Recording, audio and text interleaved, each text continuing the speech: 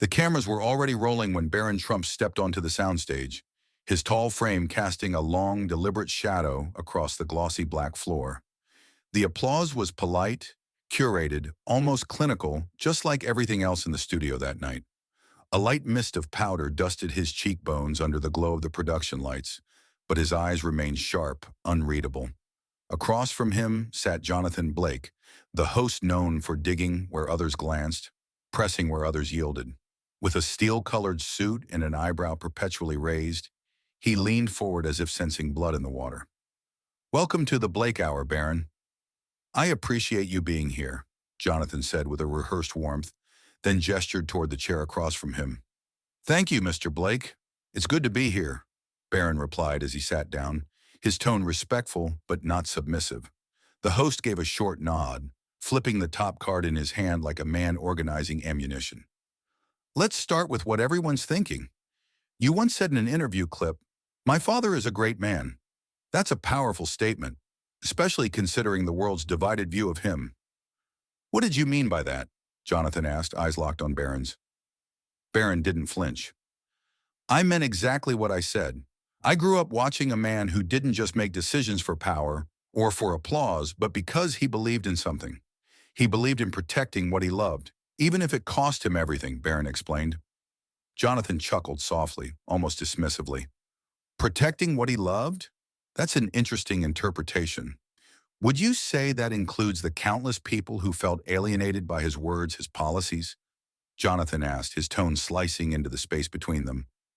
Barron hesitated for a breath, not because he doubted himself, but because he understood the weight of the question. "My father has made decisions that many disagree with. I'm not here to rewrite history or defend every word he's ever spoken, but I am here to say I know the heart behind the man, and I've seen him wrestle with consequences you'll never see from your studio," Barron responded calmly. The audience shifted uncomfortably, unsure whether to applaud or hold their breath.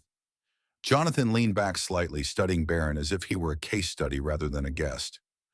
"So are you saying the criticism he's received on race, immigration, and the treatment of women is unfair?" Jonathan asked, narrowing his eyes. "I'm saying that criticism is part of leadership, but there's a difference between disagreeing with someone and dehumanizing them. My father didn't run to be liked. He ran because he believed the country was losing its spine," Barron answered, his voice slow and intentional. There was a silence, not awkward, but thick with interpretation. Jonathan sensed he wasn't dealing with a boy defending his father. He was dealing with a young man navigating the battlefield of legacy. "You do know that defending him comes at a cost, right? You're 19 with your entire future ahead of you. You could have chosen silence. You could have walked away," Jonathan said, voice lower now, as if daring him to blink. Barron looked straight into the camera lens, as if speaking to someone beyond the studio walls. "Silence is easy, but it's not who I was raised to be," he replied. And for a moment, just a moment, the room felt smaller, as if Barron had reclaimed it, not with arrogance, but with quiet conviction. The applause sign didn't blink this time. The air had grown heavier, as if the cameras themselves were waiting for something they weren't sure they were ready to witness. Jonathan placed the cue cards aside, steepling his fingers as he leaned forward. His voice dropped an octave, leaving behind the armor of journalism for something more surgical. "You've talked about your father, the public figure, but what about your father, the man who raised you? What was it really like growing up in that house, with that name, knowing the entire world had already decided who you were before you could speak for yourself?" Jonathan asked, his tone deceptively soft. Barron blinked slowly, not out of confusion, but to buy time not to think, but to feel. "It's strange growing up in a house where the walls are made of glass but painted like gold. Every word you say echoes louder than it should. Every silence becomes suspicious. I didn't have a childhood the way most people imagine it. There were Secret Service agents at the door, headlines on the kitchen table, and a million strangers who thought they knew my bedtime," Barron replied. Jonathan didn't smile. He knew they were entering dangerous territory, now the part of the story no press release could manage. "Did you ever feel invisible? Like no one saw you, only your last name?" he asked quietly. "All the time," Barron admitted. I remember once I fell off my bike in the backyard. I must have been 10. I scraped my arm pretty bad. I was crying not because of the pain, but because 4 photographers were hiding in the trees outside the gate. And I knew somehow the story wouldn't be about the fall. It would be about what it symbolized. They would say the president's son was weak or soft or troubled. No one ever asked me if I was just a kid, he explained. Jonathan tilted his head thoughtfully. That must have shaped you in ways most people will never understand. Do you think it made you harder? Colder? He asked. Barron let out a slow breath, almost like a laugh, one that had no humor in it. I think it made me quieter. I don't speak unless I have something worth saying, because I've watched how the world twists empty noise into loaded weapons, he said. A pause. A flicker of something like empathy passed over Jonathan's face, but it didn't last. And your mother? How did she try to protect you from all of this? He asked, shifting the lens. She did her best. She made sure I read books instead of blogs. She reminded me that being alone wasn't the same as being unloved. And when I wanted to scream at the world, she told me to write instead, Barron replied with a faint smile that didn't quite reach his eyes. Jonathan seized the moment. You've said a lot about how the media distorted your life. But let me ask you this. Have you ever been ashamed of being a Trump?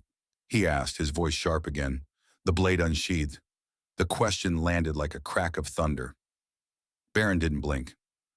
I've been ashamed of what people have assumed about me because of that name. But being ashamed of where I come from would mean rejecting everything I've learned about loyalty, resilience, and fighting when it's easier to disappear. I won't do that, Barron responded with steady resolve. The room was still. Even the audience seemed to stop breathing for a second. Jonathan leaned back, his fingers drumming on the armrest. For the first time that night, it wasn't clear who was leading the conversation. You're harder to crack than I expected, Jonathan admitted, his tone laced with a strange mixture of admiration and frustration. Barron looked him straight in the eye. That's because I stopped trying to be understood a long time ago, he replied. And in that moment, the boy the world thought they knew disappeared, replaced by a young man who had nothing left to prove, only something to say. The silence before Jonathan's next question wasn't accidental, it was rehearsed. He let it stretch just long enough for the viewers at home to lean forward, to sense something seismic approaching. Then he shifted his posture and narrowed his eyes. Let's stop circling around it, Barron, Jonathan said, the words smooth but loaded. You've defended your father's character. You've shared your pain and your pride. But people out there, millions of them, believe your father divided this country, empowered hatred, and shattered institutions. Do you, Barron Trump, believe that your father was a good president? He asked, deliberately enunciating every word. Gasps echoed softly through the audience. Even the lighting seemed to dim. But Barron didn't flinch. He sat taller in his chair, folding his hands in his lap like a man testifying under oath, not in fear, but in clarity. My father never asked to be liked. He asked to be effective, and that scares people more than failure ever could, Barron began calmly. Jonathan raised an eyebrow, not interrupting. You know, people don't understand what real leadership looks like. They want their presidents to sound like professors and behave like saints. But America didn't need a professor in 2016. It needed a hammer. And that's what he was, Barron continued. Jonathan leaned forward again. That sounds like blind loyalty. Are you saying results justify everything? He asked, pushing harder. No, Barron replied quickly. But I am saying we can't pretend politics is a dinner party. My father didn't break the system, he exposed it. He didn't create division, he forced it into the light. And yes, some people hated him for that. Some still do. But you can't heal what you won't first diagnose, Barron said firmly. Jonathan's face tightened. He knew he'd lost the upper hand, but he had one last move. You talk about exposure and diagnosis. So let me ask, if your last name were anything else, if your life had been quieter, easier, would you still be defending him? He asked, this time with less journalistic poise, more personal doubt. Barron leaned back, allowing the question to hang between them like fog. I defend him not because he's perfect, but because I know the cost of being his son. I've paid that price every day of my life, And if I, of all people, still believe in him after everything, then maybe people should ask themselves why they're so quick to condemn someone they never even met. Barron answered, his voice clear, almost solemn.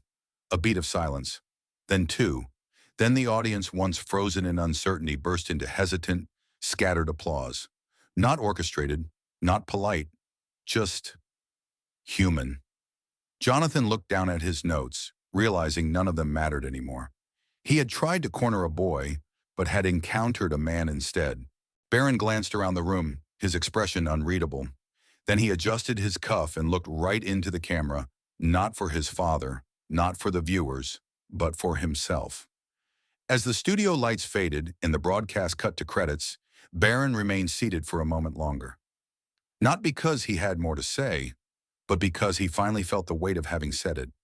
He hadn't come to change minds. He had come to reclaim his own. The world had always seen Barron Trump as a shadow of his father, of a legacy, of a name too loud to whisper and too controversial to carry without flinching. But tonight, in a space where he could have easily chosen silence or practiced charm, he chose something rarer: honesty. He didn't beg for sympathy. He didn't wrap his words in defensiveness or distance. Instead, he told the truth as he lived it, not polished, not perfect, but deeply human. The kind of truth that makes people pause before speaking his name again. Let's keep the conversation going.